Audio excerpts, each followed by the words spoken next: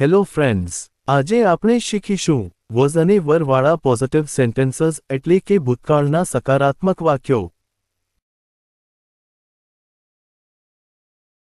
અહીં વોઝનો ઉપયોગ I, he, she, it, singular name માટે થાય છે. અને વરનો ઉપયોગ you, we, they, plural names માટે થાય છે. હું ખુશ હતો, આઈ વોઝ હેપી. તે ઘરે હતો, he was at home. તે શિક્ષિકા હતી, she was a teacher. ગઈકાલે ઠંડી હતી, it was cold yesterday. Ramesh મારો મિત્ર હતો, Ramesh was my friend.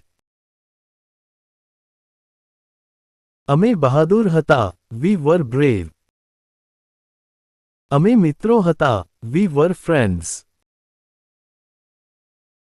તમે ગઈકાલે ગેરહાજર હતા, you were absent yesterday.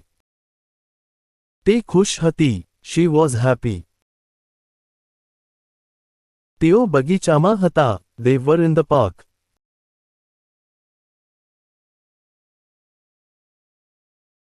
તો મિત્રો, wasનો ઉપયોગ એક વ્યક્તિ કે વસ્તુ માટે થાય છે, અને વરનો ઉપયોગ બે કે વધુ માટે થાય છે.